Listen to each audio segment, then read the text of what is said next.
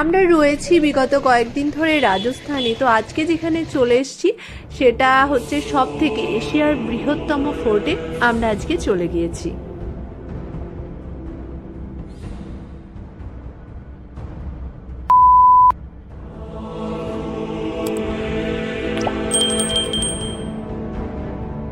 Good morning.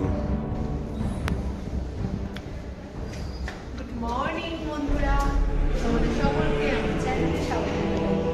আর আজকে আমরা উদয়পুরের last দিন, তো আমাদের ব্রেকফাস্ট কমপ্লিট হয়ে গিয়েছে। আমরা রুম থেকে বেরিয়ে পড়লাম, গাড়ি চলে গেছে অলরেডি, বাসে যাবো। এরপর কোথায় যাচ্ছি সেটা দেখতে হবে।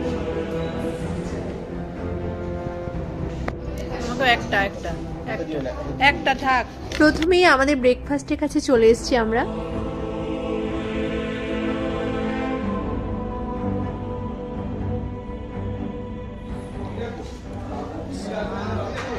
লুচি মুড়ি তরকারি কত কি খেয়েছে, তারপরে আবার চাটাকেও শেষ করবে। সুজির হালুয়া অবশ্যই, দুগ্ধ মিশ্রিত চা। কোনোদিন বাড়িতে খায় না, এখানে এসে খাচ্ছে। আমাদের গ্রুপ ট্যুর ছিল। আমাদের বাসে যারা ছিলেন অসম্ভব ভালো মানুষ ওনারা, ওনাদের সান্নিধ্যে আমরাও ভীষণ ভীষণ খুশি হয়েছি। আর বাসে কতটা এনজয় করে গিয়েছি সেটা তো দেখলেই তোমরা বুঝতে পারবে।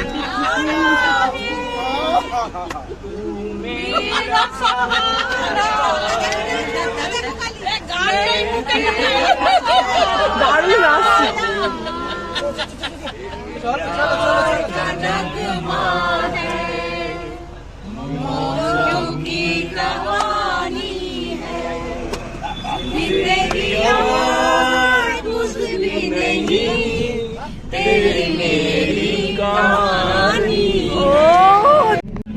हम लौट आएंगे तुम यूं ही बुलाते। আপেল আপেল খাবো আমরা এবার, আপেল। এইভাবেই উদয়পুর থেকে আমাদের চিতোরে আসার টাইম বাসে কেটে গেল। আমরা পৌঁছে গেলাম আলটিমেট চিতোরে। উদয়পুর হোটেল থেকে আমাদের চিতোর ছিল 70 কিলোমিটারের মতো রাস্তা। আমাদের 2 ঘন্টা মতো সময় লেগেছে।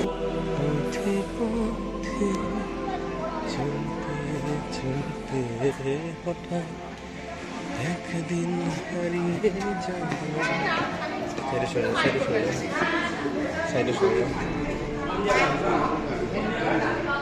আমাদের চিতোরের হোটেল। সবাই এখানে ডাইনিং স্পেসে বসে আছে।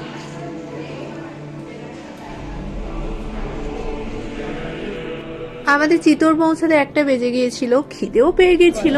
তো লাঞ্চ টাইম হয়ে গিয়েছে অলরেডি। তো আমরা লাঞ্চ করে নিলাম, মাছ ভাত তরকারি। তো তারপরেই আমরা বেরিয়ে পড়েছি। গ্রুপ থেকে ওনারা গাড়ি ঠিক করে দিয়েছিলেন, আমাদের মাথা পিছু ভাড়া আলাদা ছিল। তো সেই গাড়ি করে আমরা এখন বেরিয়েছি চিতোরের উদ্দেশ্যে। এই চিতোর যাওয়ার জন্য আমাদের টোটাল 7টা পুল ক্রস করতে হলো। খুব বেশি সময় লাগেনি, ঘন্টাখানেকের মতো সময় লেগেছে আমাদের হোটেল থেকেই দুর্গ পৌঁছাতে। এটা হচ্ছে 700 কিলোমিটার পর্যন্ত ভিতরে আমরা দুর্গের ঢুকে গিয়েছিলাম। চিতোর ঢোকার সময় এই দুর্গের মধ্যে দিয়ে যখন যাচ্ছিলাম, পুরো ইতিহাসের যেন একটা গা ছমছম ব্যাপার খুব বেশি করে উপলব্ধি করছিলাম। ভীষণ ভালো লাগছিল। পদ্মাবতীর কাহিনী যেন আরো বেশি করে আমাদের মনে পড়ছিল। আর এই দুর্গর প্রথমে এটা রাস্তা ছিল পূর্ব দিকে ঢোকার, কিন্তু তারপরে এটা পশ্চিম দিকে করা হয়। বারবার এখানে আক্রমণ হচ্ছিল বলে চিতোরে টোটাল 6 বার আক্রমণ হয়। আমরা যেহেতু গ্রুপে অনেকজন ছিলাম, তো আমাদের গাড়ি ভাড়াও কিন্তু খুব বেশি পড়েনি। আমাদের অল্পের মধ্যেই হয়ে গিয়েছিল গাড়ি ভাড়া। আর তারপরে সব থেকে বড় ফেসিলিটি ছিল আমরা গাইড এখান থেকে একটা ফ্রি পেয়ে গেছিলাম, যেহেতু আমাদের টিম মেম্বার অনেকজন ছিল। তো এখন আমরা পৌঁছে গেছি মন্দিরে। रास्ते में हमने 2 रिवर क्रॉस किया और 7 गेट क्रॉस किया। जहाँ से अपन उठा, एक नदी का नाम है पेरज, जो उदयपुर साइड से आता है। दूसरे का नाम था, जिस ब्रिज को हम क्रॉस करके आया, उसका नाम है गोम्बी। ये मध्य प्रदेश से आता है, MP से। अभी हम लोग 7 गेट क्रॉस करके फोर्ट के ऊपर उठा। हर गेट का अलग अलग नाम। हनुमान पोल, लखन पोल, राम पोल। फर्स्ट का था पाडल पोल, सेकंड का भेरू पोल, तीसरे का हनुमान पोल, चौथे का गणेश पोल, 5वें का जोड़ला पोल, 6ठे का लक्ष्मण पोल, 7वें का राम पोल। अब हम लोग 600 फीट सिटी लेवल से फोर्ट के भीतर में आ गया है। यहीं से हम लोग देखना स्टार्ट करेंगे। आपको दो ठो मंदिर दिखता है, एक बड़ा एक छोटा, build by Maharana Kumbh. 14th century में महाराणा कुंभ ने इसको बिल्ड किया, इसलिए कुंभा ने, महाराणा कुंभा ने इसको बिल्ड किया, इसलिए इसका नाम रखा कुंभ। शाम के माने राधा, कृष्ण और बलराम का इसके अंदर मूर्ति रखा हुआ है। बाजू वाला जो छोटा टेम्पल दिखता है, इसको बोलते हैं मीराबाई का टेम्पल। मीराबाई का तो सबने नाम सुना है, भक्त मीरा, मेरा तो गिरधर गोपाल। एक्चुअल में राजस्थान दो पार्ट में विभाजित है, एक होता है मारवाड़, दूसरा होता है मेवाड़। अभी आप मेवाड़ में खड़े हुए हैं। मेवाड़ में आता है डूंगरपुर, बांसवाड़ा, उदयपुर, भीलवाड़ा, चित्तौड़। ये मेवाड़ अचल कहलाता है। उस जमाने में मेवाड़ का राजधानी चित्तौड़गढ़ था। मीराबाई मारवाड़ का रहने वाला था, उनका इधर में शादी हुआ था, उनका ससुराल था मीराबाई का मेवाड़ में। राणा सोंगराम सिंह का आप लोगों ने नाम सुना होगा, जिनको सांगा भी बोलते हैं। राणा सोंगा का 3 लड़का था। बड़े वाले था भोजराज सिंह, जिनसे मीरा का शादी हुआ।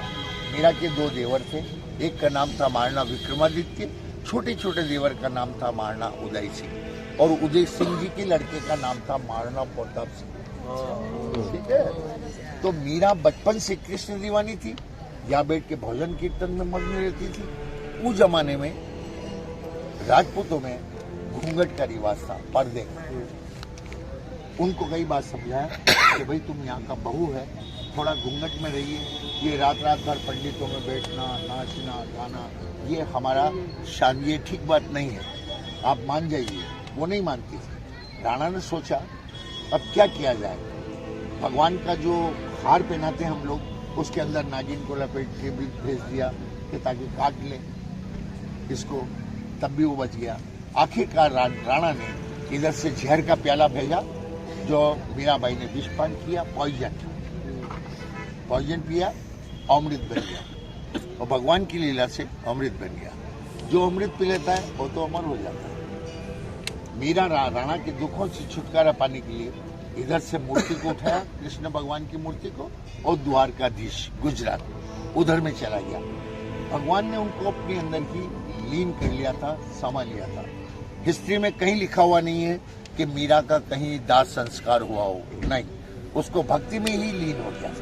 ठीक है। उसी के पास एक छोटा स्टेचू और है अंदर, वो मीराबाई के गुरु जो थे रविदास, जिनको रैदास भी बोलते हैं, उनका फुट चिन्ह, पैरों का निशान आज भी बना हुआ है। हर जगह हमें एक शेड्यूल बना के चलना है। यहाँ 15-20 मिनट का टाइम लगेगा, भीतर में उठेगा, दर्शन करेगा, वापस अपना अपना गाड़ी का नंबर आपको याद रखने का। Every palace by rickshaw, all minimum inside the phone. ठीक है। इधर में जाएगा, उठेगा, देखेगा, फिर अपन अपना गाड़ी में चलेगा। আমি তো সাজেশন দেব, এরকম একটা ঐতিহাসিক জায়গা আসার আগে অবশ্যই একজন গাইড সঙ্গে নেওয়া উচিত। খুব সামান্য মূল্যে গাইড অ্যাভেলেবেল এখানে, তো নিলে অনেকটা পরিষ্কার ধারণা হয়ে যায় জায়গাগুলোর সম্বন্ধে। তো উনি আমাদের এত সুন্দরভাবে বুঝিয়ে দিচ্ছিলেন কোনো জায়গা মানে প্রবেশ করার আগে, আমরা সেটা সম্পর্কে পরিষ্কার আরও বেশি ধারণা হচ্ছিল, কোন জায়গাটায় কি হয়েছিল সেটাও বুঝতে পারছিলাম। আমি সমস্ত ক্লিপিংগুলোই তুলে ধরার চেষ্টা করেছি, তোমরা সেগুলো দেখলে বা শুনলে বুঝতে পারবে। কৃষ্ণ বলরাম,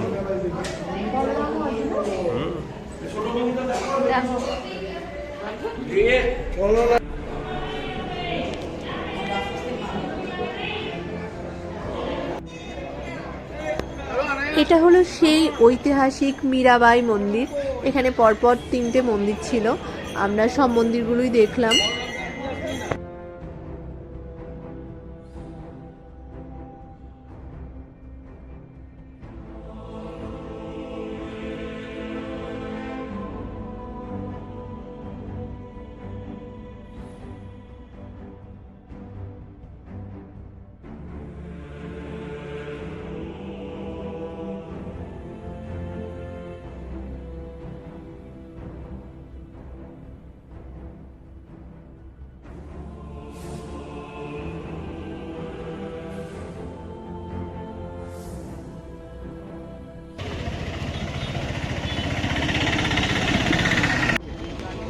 यहाँ पर आपको 4 मॉन्यूमेंट विजिट करना है।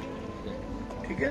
एक सामने जो टावर दिख रहा है विक्ट्री टावर, ठीक है, बिल्ड बाई महाराणा कुंभ 1440 के अंदर सुल्तान महमूद खिलजी एंड अहमद शाह। मालवा और गुजरात को महाराणा कुंभ ने विक्ट्री किया, उस खुशी के अंदर ये टावर का निर्माण हुआ, इसलिए इसका नाम है विक्ट्री टावर। इसका हाइट है 122 फीट, 36 फीट नीचे से चौड़ाई है। ऊपर उठने के लिए 157 स्टेप्स बना हुआ है, ठीक है। अभी कोरोना टाइम से ऊपर उठ सकता था, लेकिन गवर्नमेंट ने इसको क्लोज कर दिया। उस जमाने का इसके अंदर 90 लाख रुपीज खर्च हुआ और इसको बिल्ड होने में 10 इयर्स का टाइम लगा, ठीक है, और 90 लाख रुपीज खर्च हुआ। इसी के नीचे एक फील्ड बना हुआ है जिसको बोलते हैं सतीदा और जौहर ब्रूथा। सती एंड जौहर दोनों में झल के मरते हैं, लेकिन डिफरेंस होता है। उस जमाने में राजपूत लेडीज के लिए कंपलसरी था, जब हस्बैंड मर जाता था उसका जनाना अपना हस्बैंड का सर गोद में लेके फायर के अंदर जिंदा जलना पड़ता था, दिल माने या ना माने। सतीदाह को राजा राममोहन राय ने विरोध किया, उसको बंद करवाया। एक होता है जौहर, जौहर में भी जल के मरते हैं, लेकिन डिफरेंस होता है। उस जमाने में राजपूत लेडीज जब 100% राजपूतों को मालूम हो जाता था अब हमारा विक्ट्री नहीं हो सकता, दुश्मन हमसे ज्यादा ताकतवर है, हम लोग मारा जाएगा 101%। ऐसा पोजीशन में ओल्ड फोर्ट के अंदर आग जला दिया जाता है। राणा का रॉयल फैमिली यहाँ से स्टार्ट करता है चिता जला के, ओनली फॉर लेडीज, सुहागन का मेकअप करके बच्चों को गोद में लेके उसके अंदर झप मार जाता है, उसको बोलते हैं जौहर। यहाँ 3 अटैक और 2 जौहर फ्रेम हुआ है। सबसे पहला हमला हुआ है अलाउद्दीन खिलजी 1303, ठीक है। दूसरा हमला हुआ है 1536 में, गुजरात का जो बादशाह था बहादुर शाह, उसने अटैक किया। तीसरा अटैक हुआ है 1568 1568 में, अकबर का। जब अकबर ने फोर्ट को जीत लिया तो महाराणा प्रताप के फादर का नाम था उदय सिंह, वो लोग इधर में प्लान कर गए और उदयपुर को कैपिटल बनाया और उन्होंने अपना ताकत को कलेक्ट करके हल्दी घाट उदयपुर के पास में, उसमें उनका युद्ध हुआ था, फेमस बैटल उधर हुआ था। उनका चेतक घोड़ा जो था वो भी उधर ही वीर गति को प्राप्त हुआ। तीसरा मोन्यूमेंट जो हम लोग देखेंगे उसको बोलते हैं समीदेश्वर टेम्पल। भगवान शिव का त्रिमूर्ति है, जमीन से 9 फीट ऊंचा, ब्रह्मा विष्णु महेश, तीनों का समावेश आपको एक ही मूर्ति में देखने को मिलेगा। और चौथा मोन्यूमेंट बना हुआ है गौमुखी गंगा। गौमुख यानी 50 सीढ़ी उतरना है और 50 सीढ़ी आपको चढ़ के आना होगा। पत्थर का गाय का मुंह बना हुआ है, नीचे शिवलिंग बना हुआ है। 24 आवर्स जल गिरता रहता है। वो जल आता किधर से आज तक किसी को पता नहीं, चलता रहता है। क्लाइमेट के साथ चेंज होता है। ठंडी का मौसम होगा, जैसा हम चांद करने के लिए गर्म पानी लेते हैं उस तरह से गर्म पानी आएगा, और गर्मी का मौसम होगा तो चिल्ड पानी आएगा, ऑटोमेटिक चेंज होगा। गॉड गिफ्ट है। उसी को बोलते हैं सास बहू का कुंड, उसी को बोलते हैं गौमुखी कुंड, और आजकल उसको बोलते हैं फिश कुंड। जो रोहू माछ जो होता है, आप छोला डालेगा उसमें बड़ा बड़ा रोहू माछ देखने को मिलेगा, ठीक है। माछ का तो देखने से तो बंगाली ज्यादा है ना। ऐसा दंत कथा है दीदी कि जिस बहू में और सास में झगड़ा ज्यादा होता है उनको उधर में साथ में चांद कराने से तो उनका दोस्ती वापस हो जाती है। ऐसा भी दंत कथा है, ठीक है। আমাদের গাইড দাদা খুব সুন্দরভাবে ইতিহাসটা বলে দিলেন। আমরা দূর থেকে যেটা দেখতে পাচ্ছি এটা হচ্ছে বিজয় স্তম্ভ। হ্যাঁ, এই বিজয় স্তম্ভের পাশেই আছে সব থেকে ঐতিহাসিক মর্মান্তিক ঘটনা স্থান জহর কুম্ভ। আজ থেকে প্রায় 500 বছর আগে এই জহর কুম্ভের আগুন জ্বলে উঠেছিল। সেই আগুন কেন জ্বলে উঠেছিল সেটা তো আমরা সকলেই জানি। আত্মসম্মান রক্ষার্থে আমাদের রানী কি করেছিল, তার সঙ্গে আরো কয়েকশো রানী ছিল। হ্যাঁ, রানী কর্ণাবতী এখানে জহর কুম্ভের লেলিহান আগুনে ঝাঁপ দিয়েছিলেন, সঙ্গে আরো যে রানীরা দিয়েছিলেন তাদের আত্মসম্মান রক্ষার্থে।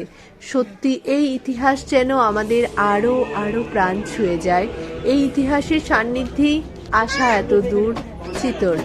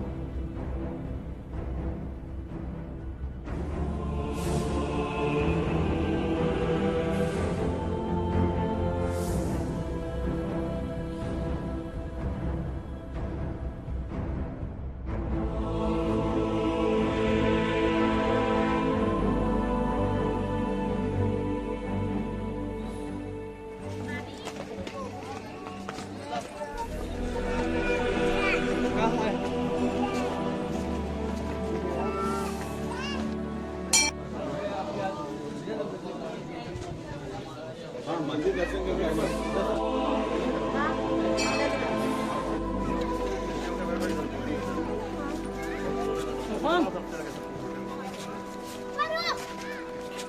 चलो उठाकर उठो एका जागेवर थांबलाय ना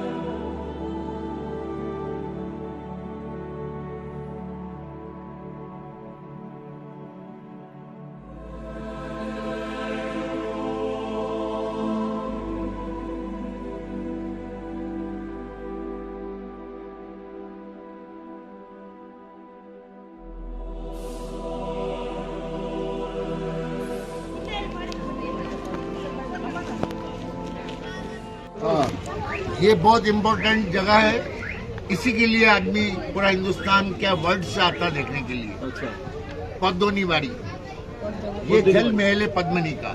ये पानी में जो बना हुआ है, अभी आप यहाँ से यहीं से देखना पड़ता है, उसमें जाने का रास्ता नहीं है। गवर्नमेंट ने, मैं भी नहीं गया आज तक, 43 इयर्स में मैं भी नहीं देखने गया अंदर क्या है, बस ऐसा ही दूर से देखना पड़ता है। महारानी पद्मनी जो थी, यहाँ के जो राजा थे, उनका नाम था राणा रतन सिंह। पद्मनी के हस्बैंड का नाम। ऐसा बताया जाता है कि महारानी पद्मनी इतना ब्यूटी, इतना भालो था कि जब जल खाता था तो जल उसके गले से जाता हुआ दिखता था। ठीक है, जब दिल्ली का जो बादशाह था अलाउद्दीन खिलजी सुल्तान, जब उसने सुना, अरे बाबा इतना सुंदर, हम उसको, उसका मन में आया हम उसको अपना रानी बनाएगा, जबकि ऑलरेडी मैरिड थी वो। बेगम बनाएगा। हाँ, बेगम बनाएगा। उनने दिल्ली से इधर में आक्रमण किया, लड़ाई से उनको कुछ नहीं मिला। अलाउद्दीन खिलजी और राणा रतन सिंह में कंप्रोमाइज हुआ कि भाई साहब आप हमसे काहे झगड़ा कर रहे हैं, आपको यहाँ राजपाट करना है? बोले नहीं, हमने आपका रानी का ऐसा तारीफ सुना है कि वो जल खाए और जल उसके कंठ से जाता हुआ दिखे गले से, कितना ब्यूटी होगा, इसलिए हम उसको देखना चाहते हैं कि ईश्वर ने किसी को इतना सुंदर भी बनाया या ना बनाया। हम ऐसे ही तो झगड़ा नहीं कर रहे हैं। आप हमारे को एक बार उनका चेहरा दिखा दीजिए, हम देख लेगा, खून खराबा नहीं होगा, हम लोग लौट जाएगा। उस जमाने में राजपूतों में पर्दे का रिवाज था। उन्होंने बोला ये ठीक बात नहीं है, हमारे इधर में पर्दा चलता है, हम आपको ऐसा फेस टू फेस नहीं दिखा सकता। उसका अल्टरनेट निकाला कि हम आपको एक काम हो सकता है, हम आपको मिरर के अंदर उसका छवि दिखा सकता है। अलाउद्दीन खिलजी ने बोला कोई बात नहीं, छवि दिखा दीजिए, मिरर के अंदर ही उसका रिफ्लेक्शन दिखा दीजिए। अभी अपन ये जो एक नीचे विंडो दिख रही है आपको इधर बड़ा बिल्डिंग में, ये 8 बाई 8 का एक रूम बना हुआ है। इसमें 4 ठो आईना लगा हुआ था, एक इधर, एक इधर, एक इधर, एक इधर। इधर, इधर और इधर वाले का कोई इंपॉर्टेंस नहीं। ऐसा पोजीशन के अंदर जो आईना लगा था, 2.5 फीट के आईने थे, अभी नहीं है। आप पद्मावत पिक्चर बना था, आपको मालूम हो तो, उसका झमेला हुआ तो कर्णी सेना होती है राजपूतों में, उसमें और लीला बंसाली जो उसका डायरेक्टर था, उनमें झगड़ा हुआ, उन्होंने वो आईने को भांग दिया, सारा आईना कुछ नहीं है, अभी उधर खाली रूम रह गया। इस तरह से अलाउद्दीन खिलजी को उस रूम में ले जाके आईने के सामने ऐसा खड़ा कर दिया। पद्मनी को जो जल महल है उसका स्टेप सब जो अभी आपको यहाँ से दिख नहीं रहा, मैं अभी दिखाऊंगा, उस सीढ़ी के ऊपर पद्मनी को ऐसा बिठा दिया, उसका रिफ्लेक्शन गिरता है आईने में। अलाउद्दीन को उस रूम में ले जाके आईने में इस तरह से पीछे से बैठने वाला उसमें दिखता है। देखने के बाद में जब घर पे कोई मेहमान आता है, हम उसको सी ऑफ करने के लिए अपने दरवाजे पे जाते हैं। उसी तरह से राणा रतन सिंह उनको दिखाने के बाद में सी ऑफ करने के लिए नीचे गए। मेहमान जो आता है उसको अपना गेट तक अपन लोग छोड़ने जाते ना, उसी तरह से वो भी दिल्ली का बादशाह था। उन्होंने कहा चलो दिखाने का शर्त था, दिखा दिया इनको इज्जत से, वापस इनको गेट तक छोड़ने गया राणा रतन सिंह, तो उधर उनको बंदी बना दिया। पद्मनी को आईने में देखने के बाद में उसका माथा ज्यादा खराब हो गया। उसका दिल में सोचा अब तो इसको अपना बेगम बनाएगा, ये सोच के उसने, लेकिन राणा रतन सिंह तो इस बात से बेखबर थे कि भाई दिखाने का शर्त था, दिखा दिया। उनको उधर जैसे ही पहुंचे नीचे छोड़ने के लिए, उधर उनको एकदम किडनैप कर लिया, बंदी बना लिया। इधर एक लेटर भेजा, पद्मनी अगर तुम अपना हस्बैंड का जिंदगी चाहती है तो हमारे साथ दिल्ली चलने को तैयार हो जाइए, वरना हम आपके हस्बैंड को मार देंगे। पद्मिनी खूबसूरती के साथ साथ चालाक भी बहुत थी।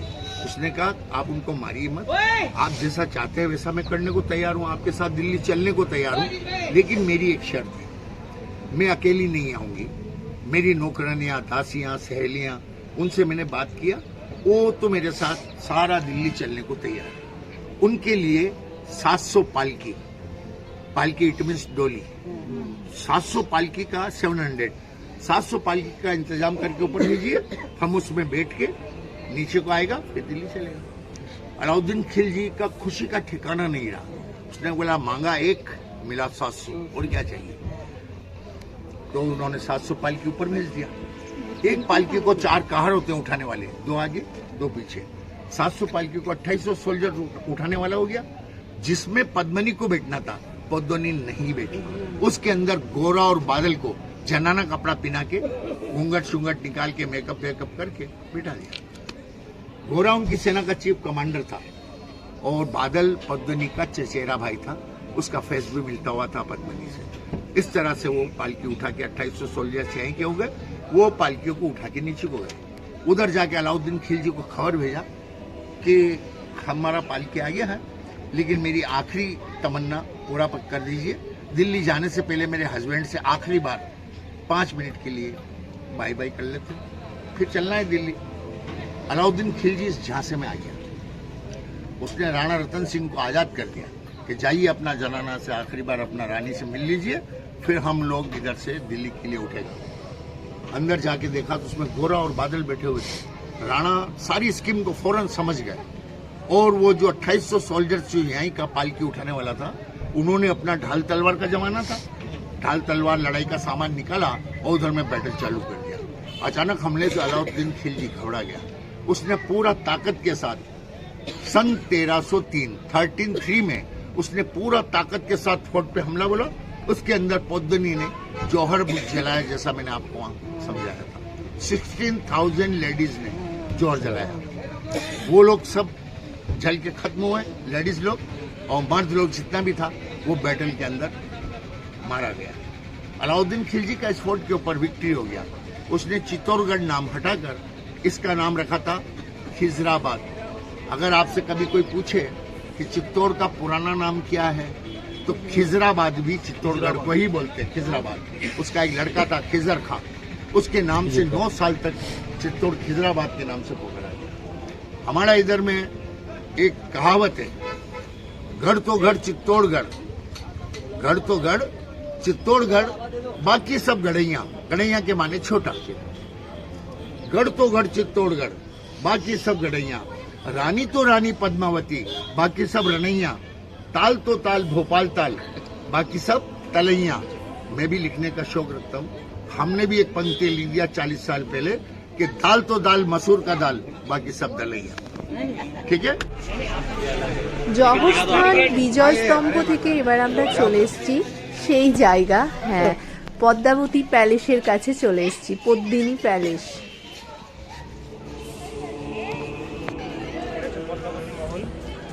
মূল জায়গায় আমরা যেতে পারবো না, সেটা সম্পূর্ণ ওয়াটার লকড। তো যেটুকু আশেপাশে যেটুকু বিল্ডিং এর পোর্শন রয়েছে সেখানে আমরা যাচ্ছি। এটা একটা বাগান, এই মহলের সাথে অ্যাটাচড, রানীর বাগান। তো সেটা যতটুকু আছে যেমন আছে সেটা একটু দেখে নিতে চাইছি। আমরা ভিতরের দিকে যাচ্ছি, আমাদের আলোচনা পিছনে আছে।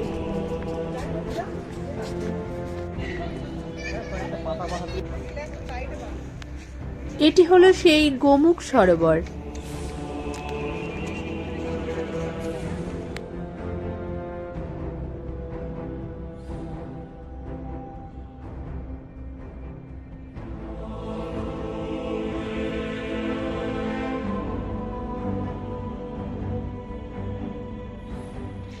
এটা হচ্ছে রানী পদ্মিনীর মহল। এখানে কোনো রকম প্রবেশাধিকার নেই।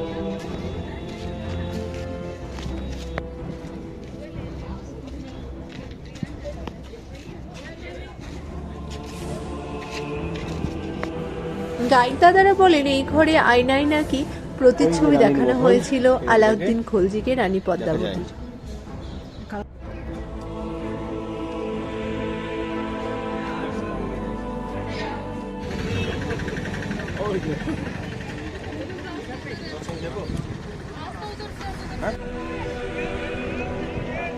পদ্মিনী মাতা প্যালেস কালী। থেকে এবার আমরা চলে চলো। এসেছি কালী মাতা মন্দির।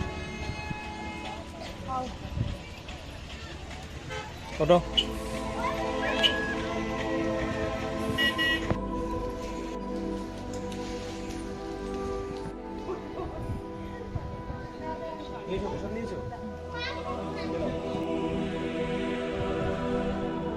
अभी अपन जहाँ से स्टार्ट हुए थे 7 गेट था, वो फोर्ट का बैक साइड है। क्या है? बैक साइड है। बैक साइड, फ्रंट साइड ये है।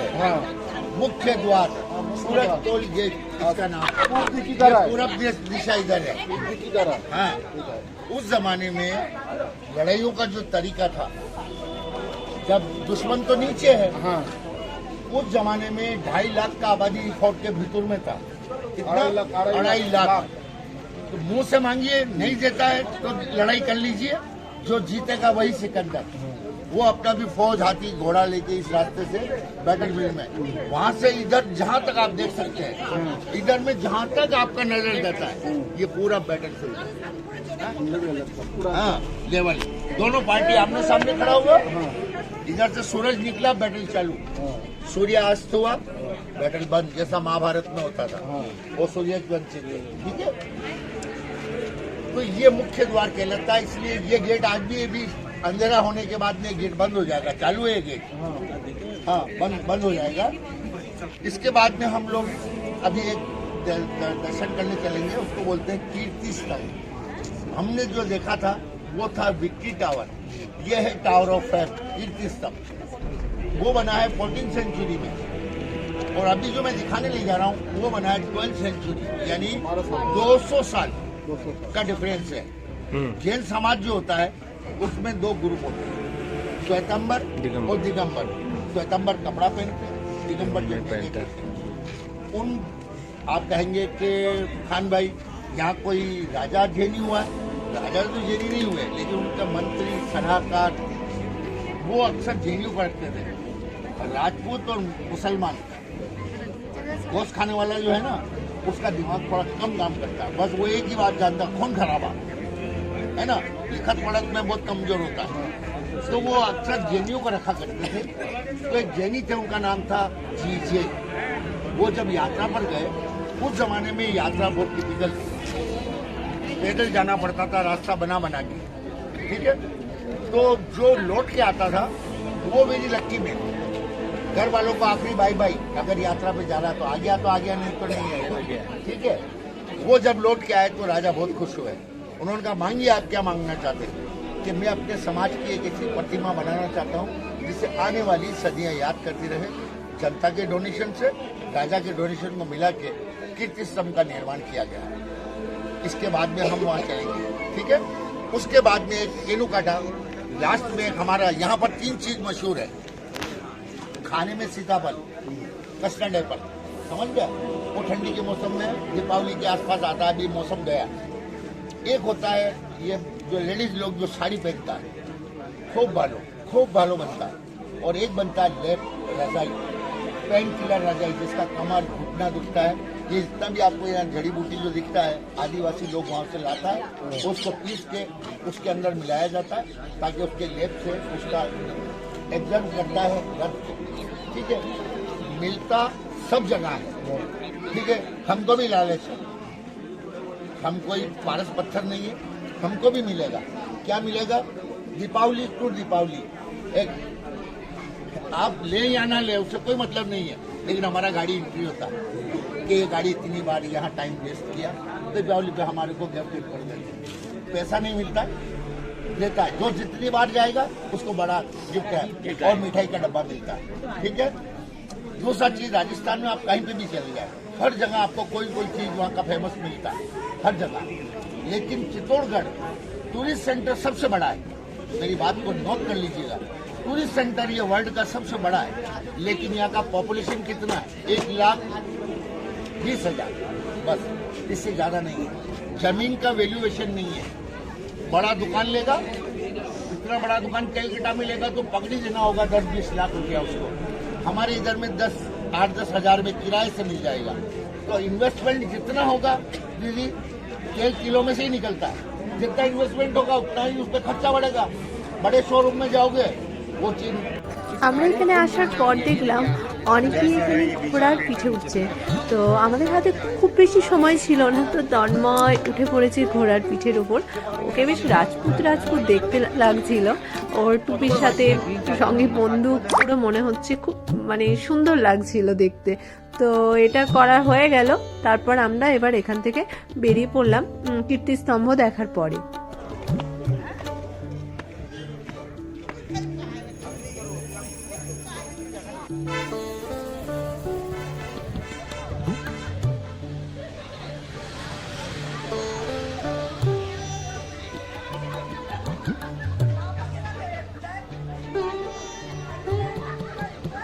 আমাদের হাতে যেটুকু সময় ছিল চিতোরের এই জায়গাগুলো আমরা দেখলাম। এরপর আমরা বেরিয়ে পড়লাম। আমাদের গাইড দাদা আমাদের সমস্ত কিছু ঘুরিয়ে দেখার পর উনি একটা আর্ট অ্যান্ড ক্রাফট মিউজিয়াম যেটা হয় সেখানে নিয়ে এসেছিলেন। এখানে কেউ কেনাকাটা করলে করতে পারবেন। মোটামুটি দাম ছিল, অনেকে কেনাকাটা করলেন এখান থেকে। আমরা যদিও কিছু কিনিনি, আমরা জাস্ট দেখলাম। খুব সুন্দর সুন্দর জিনিস ছিল, আপনারা চাইলে সেটা অবশ্যই কিনতে পারেন, দাম যদি ঠিকঠাক মনে হয়। তো আমরা হোটেল পৌঁছে গেছি। হোটেল পৌঁছালাম তখন সন্ধে হয়ে গেছে। তো এই হোটেলের মধ্যে রুমের মধ্যে কোনো রকম খাবার দেওয়া অ্যালাউ ছিল না। তো আমাদের সন্ধ্যা স্ন্যাক্স এখানে বাইরে বসেই খেতে হলো। জায়গাটা খুব সুন্দর ছিল বসার, তো আমরা এখানেই বসে পড়েছিলাম। আর এখানে বসেই আমরা চা আর সঙ্গে ছিল আমাদের পকোড়া, সেটা আমরা খেয়ে নিয়েছি। রাজস্থানে এলে চিতোর একদম মিস করা উচিত না, কারণ চিতোরই রয়েছে অসম্ভব সুন্দর ইতিহাসের কাহিনী। চিতোরের আনাচে কানাচে ছড়িয়ে রয়েছে। আর চিতোর আমাদের যদিও প্রথমে যোগ ছিল না আমাদের ট্যুরে, তারপরে আমাদের চিতোর অ্যাড হয়। আর আমরা চিতোরে যে হোটেলে ছিলাম, খুব সুন্দর হোটেল এটা। আর এখানে প্রচুর হোটেল রয়েছে, যারা অনলাইনে বুক করতে চাও দেখলে বুঝতে পারবে। আমাদের থেকে 1 কিলোমিটার দূরে এখানে একটা সুপার মার্কেট আছে, এখানে আমরা এসেছি। তো তার আগে আমরা কিছু জিনিস কিনেছি, ফল টল কিনেছি, খেজুর কিনেছি। তো এখন আমরা এই সুপার মার্কেটে যাবো, এই রোডটা ক্রস করবো, আনন্দ সুপার মার্কেট, মিষ্টির দোকান, মহাদেব মিষ্টান্ন ভান্ডার, দেখি কি আছে। তো একটু ঘোরাঘুরি করলাম, একটু রেস্ট নিয়ে এবার আমাদের রাতের ডিনার। এই যে শাহী পনির, আর ছিল এখানে সিম্পল পোলাও। আমি যদিও রুটি খেয়েছি। যাই হোক, চিতোরের কাহিনী তোমাদের কেমন লাগলো সেটা অবশ্যই জানিও। তোমাদের কোনো প্রশ্ন থাকলে সেটা কমেন্ট বক্সে করতে পারো। আর তোমাদের যদি কোনো উপকারে আসে অবশ্যই খুশি হব। সঙ্গে একটা সোনপাপড়ি ছিল। ওকে, টাটা।